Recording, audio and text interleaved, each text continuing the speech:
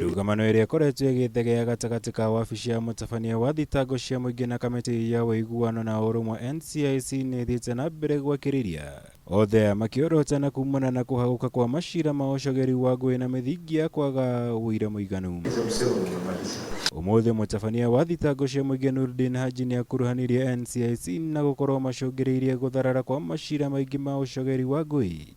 Akiuga nĩ magondagĩrĩra wĩra-inĩ wao wa kũngania wĩra mũiganu ũngĩrũgamia ciira igoti-ini na ũguo maciira maingĩ magacoka gũteanĩrio.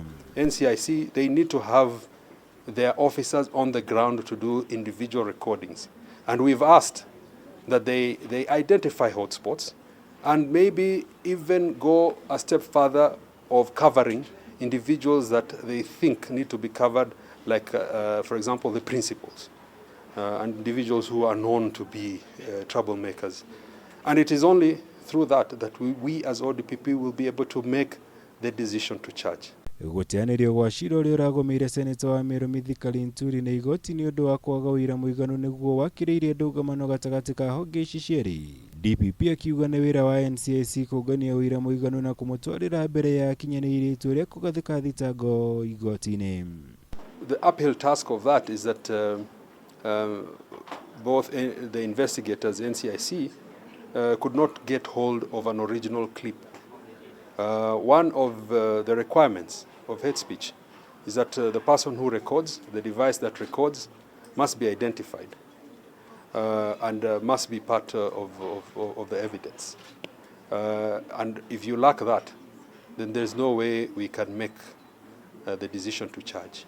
Na kĩonereria gĩa kwĩhĩrĩria kwa ndũgamano ĩno NCIC nĩ ng'athirie gwĩkinyia kana gũtũma mũrũgamĩrĩri wayo igongona-inĩ rĩrĩa rĩgwĩtĩtio nĩ wabici ya DPP na rĩarehe hamwe anyiti itemi matiganĩte harĩ mĩhang'o ya ũharĩrĩria wa githurano gĩũkĩte. Unless Parliament wants to change the law, our hands are tied. And that's why we've asked the public and also the media to be patriotic enough to come up and say we are willing to become witnesses and we will share the clips. It is not sufficient and it will not hold water for us to download a clip from social media. Mwena-inĩ wayo kamiti ya ithurano na mĩhaka IEBC ugĩte ndĩrĩ na wĩkio tiga gweterera itua rĩa igoti harĩ ciira ũrĩa wandĩkithĩtio nĩ mũmbunge wa Murang'a Sabina Chege nĩguo gũkũrana kana nĩ megũthiĩ na mbere kũng'ethanĩra na atongoria arĩa maragarara mawatho ma ithurano kana aca. If the issue of Sabina Chege is in the court, then there is no point summoning Moses Kuri, who will again run to the same courts to get another interim order. So we wait for the court direction because the arguments of those lawyers who are representing Sabina Chege is that we don't have the jurisdiction. So the court has to first of all determine whether we have or not. Ngĩribotera Kameme TV, njĩtagwo Mũra Wagunya.